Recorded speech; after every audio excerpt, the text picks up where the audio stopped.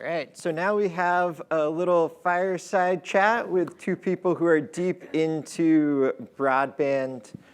Commissioner Heather Johnson, the Commissioner of Economic and Community Development in Maine, and Andrew Butcher, the President of the Maine Connectivity Authority. Come on up. Well, we gotta move in some chairs. That's much lighter than it looks. Yeah. Okay. I'll try to. All right, you get in and I'll push. The discount chair, sorry. Moves quick. Come over here. These are the two you want to hear from. That was graceful. Yeah, that was good. Awesome. So thank you both for coming. I think I just want to take a moment and pause here. It's been an incredible 3 years since we were last together. You two have worked tirelessly to move broadband forward. And it's like, oh, wow, this is big. And so thank you both. We'll jump right into it in an effort to make up time. Maybe just to start with, say very briefly who you are, why you're here, why you're sitting in a chair on the stage at the Broadband Summit. What role do you play in the ecosystem?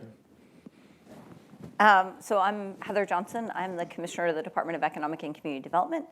And my prior role was actually as the head of Connect Maine. So broadband is kind of near and dear to my heart, and I see it as a very critical component of economic growth as we move forward. Senator Bennett referenced earlier, right? Rural communities, in order for rural communities to be able to expand their economic opportunities, in order for young people to get access to, different educational content, healthcare, right? We don't need to, it was funny when we talked about doing this, I went back and looked, because I was the speaker in 2019, so maybe a note for next year, you need to refresh the blood a little bit.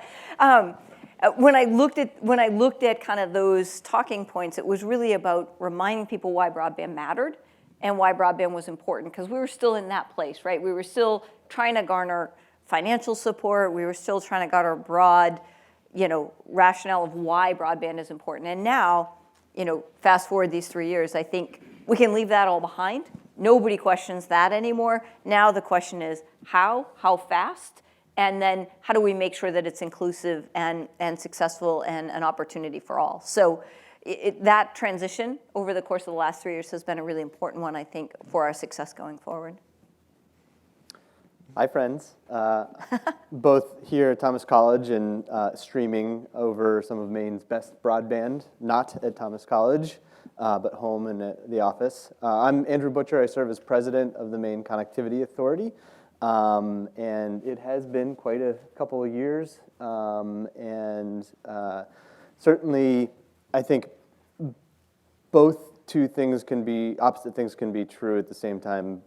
Broadband continues to be and will remain to be a lifeline for places that do not have it, as Senator Bennett articulated, and also serves as the opportunity for us to think so critically about the future that we want to have and to be intentional about fusing it into capturing those opportunities for the future, not just a lifeline to catching up right now.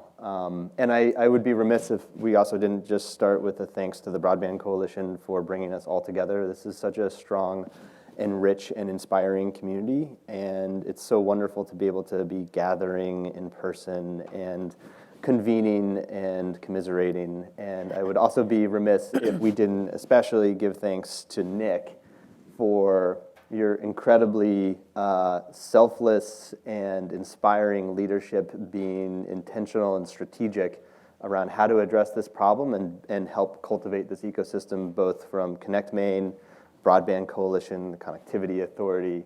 The future of Maine owes you a pretty significant debt. Thank you, and I would turn that right around and say both of you are also, have played a hugely significant role in the state, where we are today, and really where we're going and setting it up. So, touched a little bit on it. We know broadband's important to rural communities. We know broadband's important to the future of the state. Let's dive into that a little bit more. And, Heather, I think this is probably for you in your role of Department of Economic and Community Development and Yeah. helping to lead the Economic Recovery Commission over the last couple of years of the pandemic. You've seen a lot of where broadband can make a difference for people and what it can mean for the state. Can you talk a little bit about what the future of the state looks like with broadband and where and why and how important it is? I can try, can try. right? That's a huge, Yeah. there's a lot there. But in our department, one of the interesting things we get to do is blend kind of community development with economic development. And sometimes those work really closely hand in hand, and sometimes they're very different. But in 2019, I remember sitting in a couple of rural communities. Some of you are representing those rural communities today. And there was a lot of concern about we're losing our young people. We're concerned about keeping our schools going. We're concerned about losing our hospital. And as soon as the fear was, as soon as you lose your hospital and your school, then it's really hard to kind of grow your population and keep going.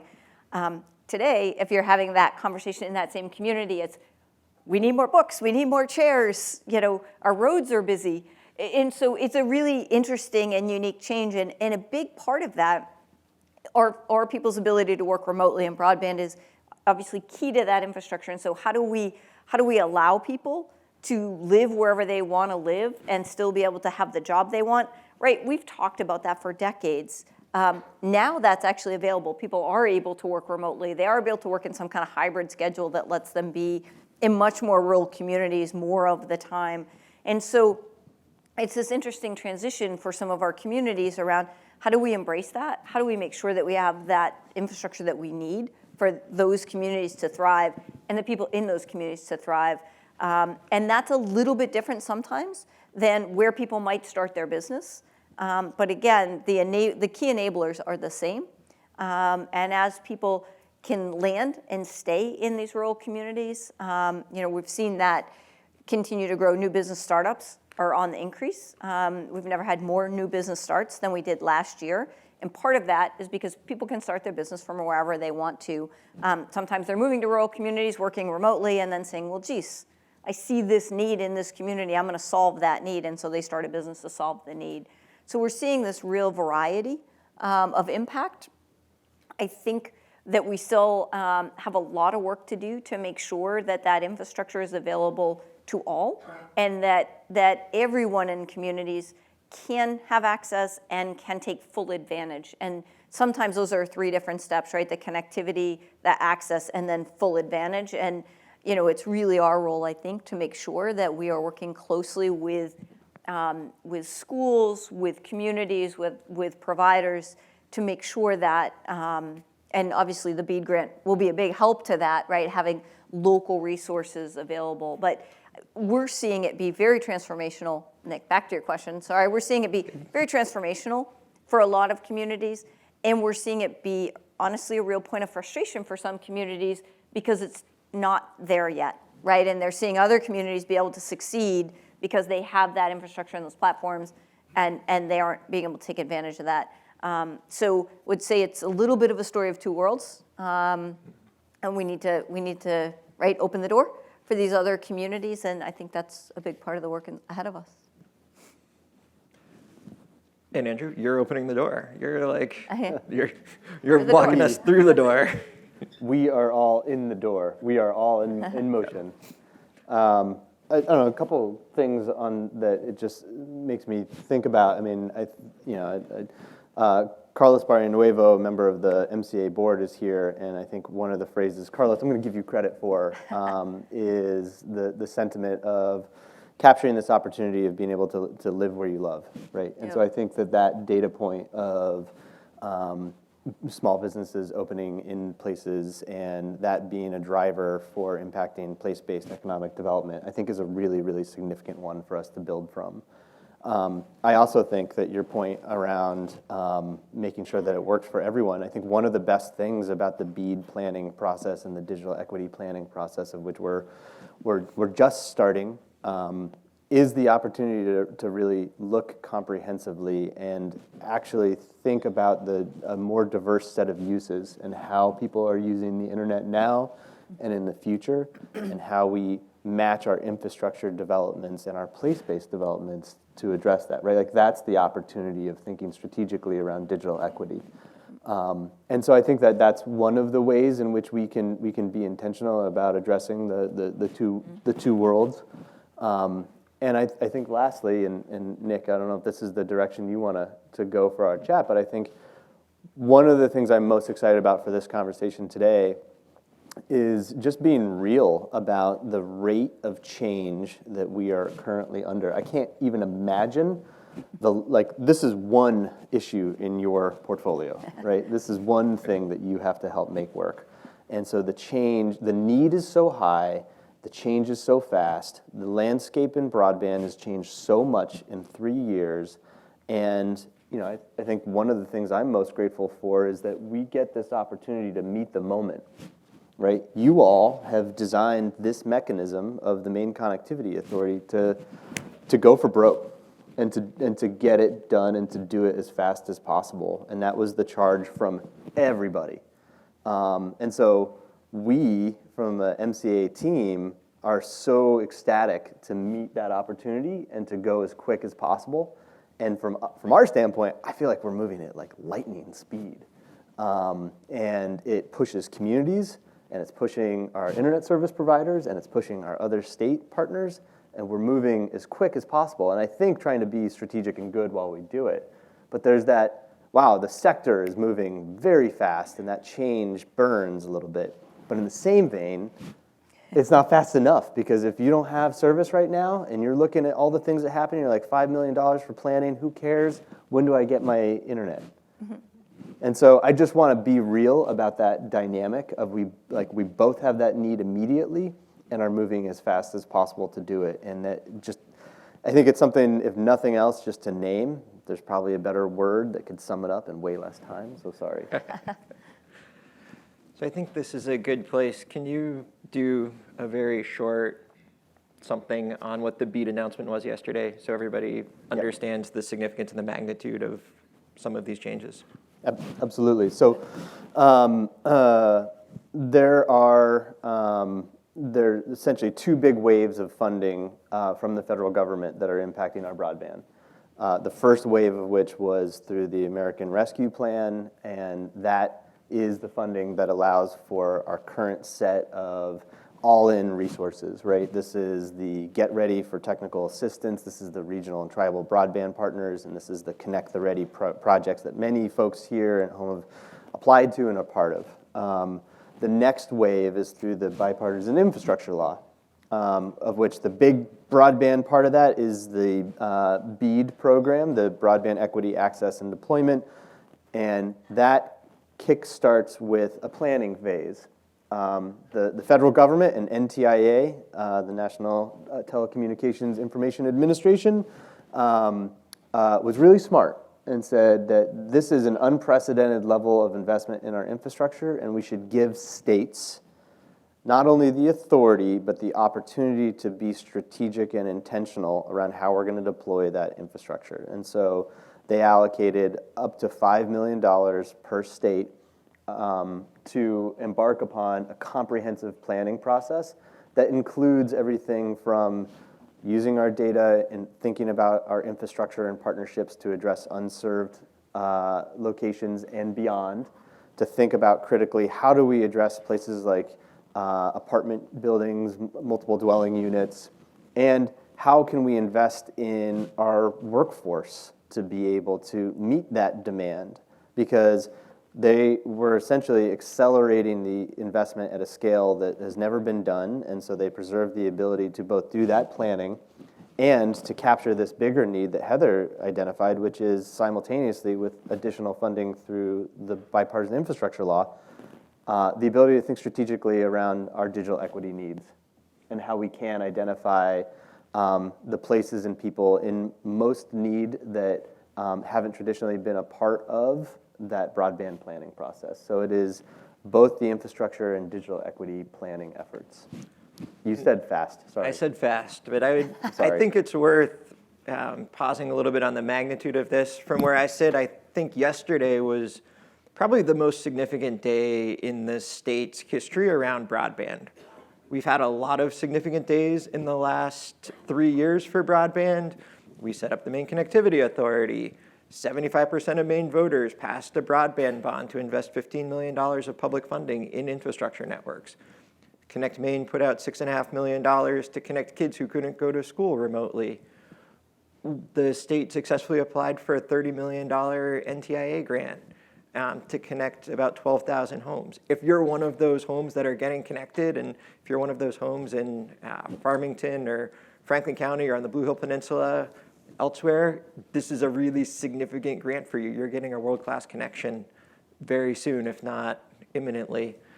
But from where I sit, it is this planning process and this linkage of both how do we get the infrastructure and how do we make use of the broadband and how do we solve this challenge not just for our rural communities but for our state as a whole is very significant, and we're taking a big step forward together on that. And so I think it's just worth acknowledging that this is a very different world than it was 3 years ago.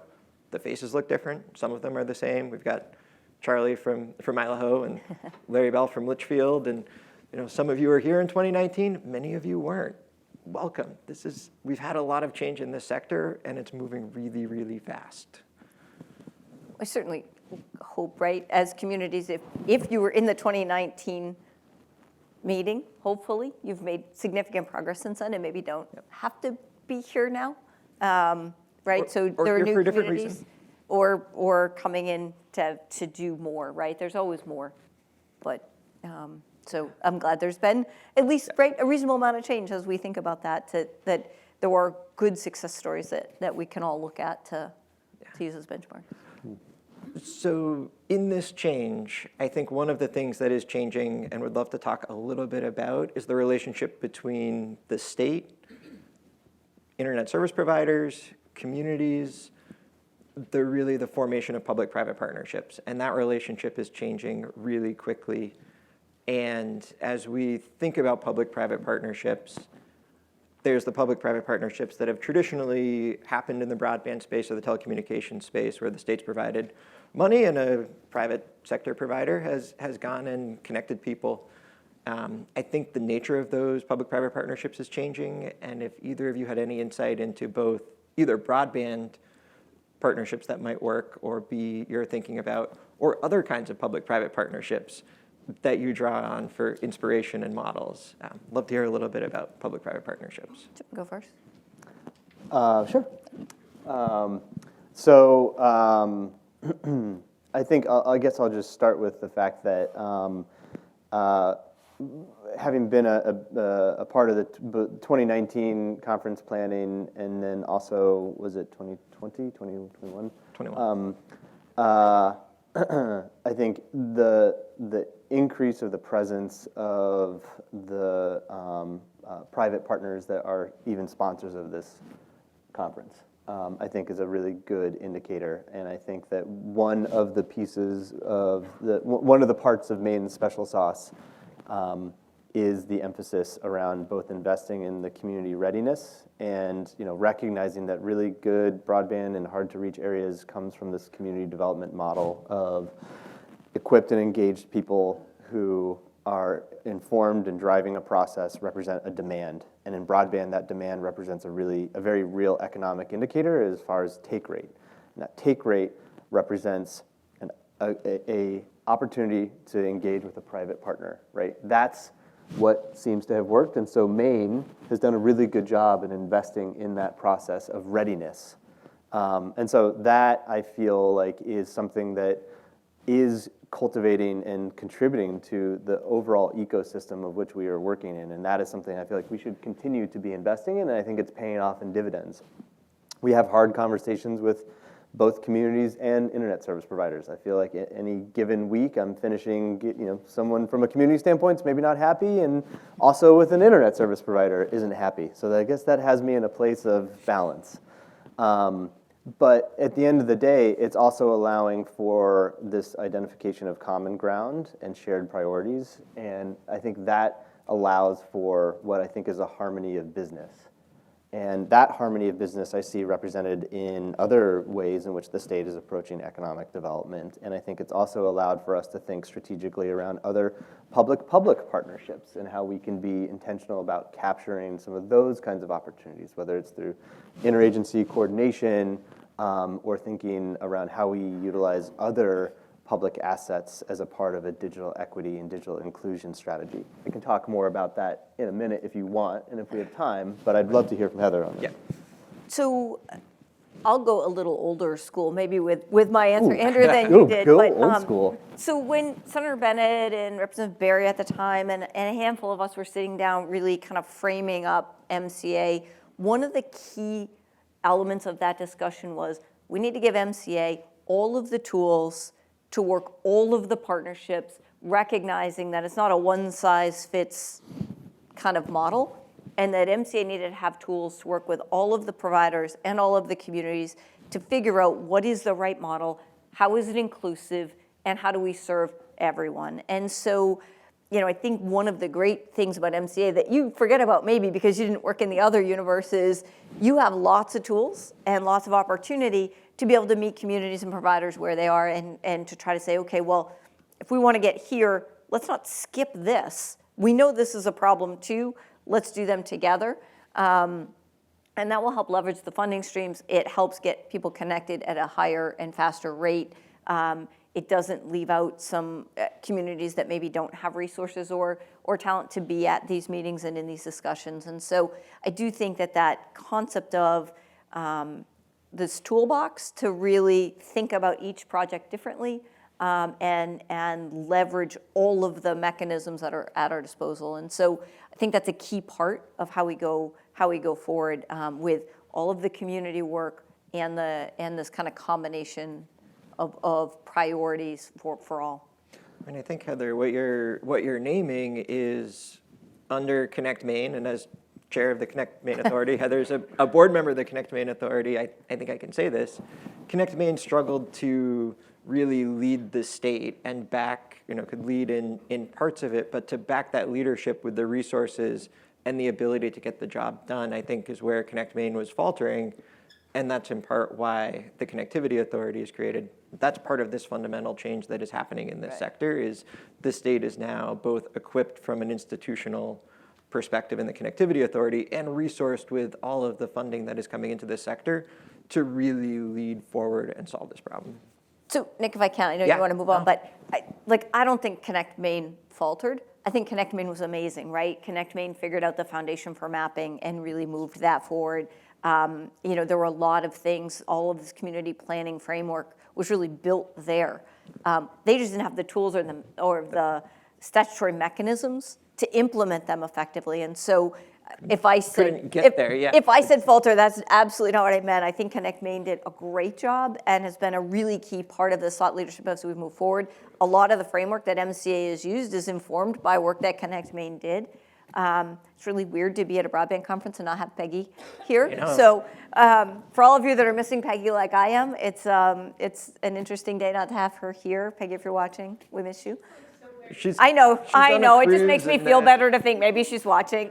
She's in the Mediterranean somewhere. I know. She doesn't care what we're doing. But anyway, my point is I don't think Connect Maine failed. I think what we wanted to do was really create kind of that enhanced statutory authority to implement and really focus on implementation. So I just wanted to, wanted to make sure that people didn't walk away with that impression. That was a much better way of saying it and turning it back to Andrew to say we are now in this place where you have the institutional structures and the funding and the resources and the partnerships. Yeah. Pressure. Yeah, right. I think one of the best things that flexibility allows for us to do is to build such a strong team. And I think there's an incredible dynamic happening at the Connectivity Authority where, as I mentioned, we recognize the moment and I think have such a strong team coming together with a shared commitment. And I know many of you are here. So the one thing I just want to add on, because if I am listening to this from an audience standpoint, and I've been tracking it, I'd still be a little confused. So I feel like it's worthwhile to just clarify how the relationship with Connect Maine and the Maine Connectivity Authority exists right now, because like many of you are like, wait, we've got two agencies, or they're both so just to give the update and clarify, we've been working on this quite a bit, because as MCA has been starting up, we've also had the fortunate benefit of facilitating effectively a merger and integration between organizations. And so you're absolutely right. The work that Connect Maine, that you all have been doing, is such a strong foundation, allowing for us to embrace the inevitable evolution that's happening. And as a result of that, over the course of the last year, the Connect Maine board has assigned the duties and responsibilities of Connect Maine, the office within DECD, to the Maine Connectivity Authority to fulfill those responsibilities.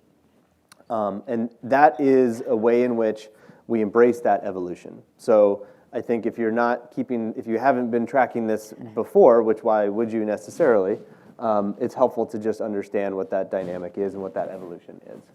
I think there's a lot of work, right, to be done. There's a lot of thought about what does evolution continue to look like. So more to come there. I think there's a lot more to do, right? So we are just about out of time, and maybe give you each one closing thoughts. Great. Leave us on a good note. Well, absolutely, and I will keep it short. Again, I can't express enough gratitude to both the Maine Broadband Coalition, but the community and the ecosystem that it reflects. The energy in this space is truly inspiring, and there is this recognition of that this is a complex problem to solve, but that we have the tools and the resources and the partnership to solve it. That is incredibly inspiring, and at the same time incredibly daunting for all the reasons that we've talked about, because the need is real, the pressure is high, the clock is ticking. And so those are real parameters for us to work within, but in the same vein, if we're going to be working on solving any problem right now, what else would we be doing with our time? So again, thanks, and I'll close on that.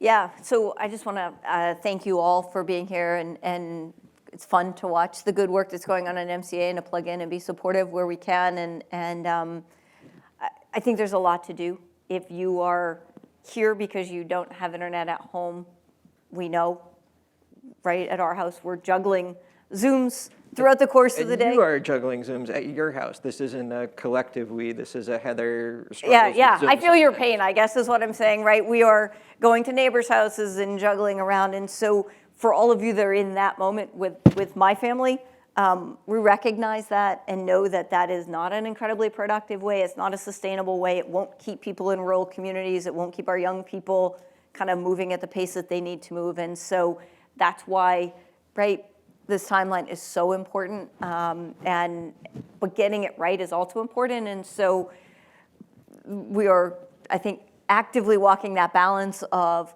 speed and accuracy to make sure that we do this right, that there aren't people left behind, either because they can't access it or because they don't have the infrastructure. And so we'll continue to work down that path very actively and aggressively, collectively, with the support and partnership of the legislature and communities and providers. One of the things Maine really comes to the forefront of is everybody will get together. We might not all agree, but people will sit down and have the really tough discussions that sometimes in other states take a really long time or don't ever happen. We can do that really well here, and we need to keep leaning into that to keep moving forward.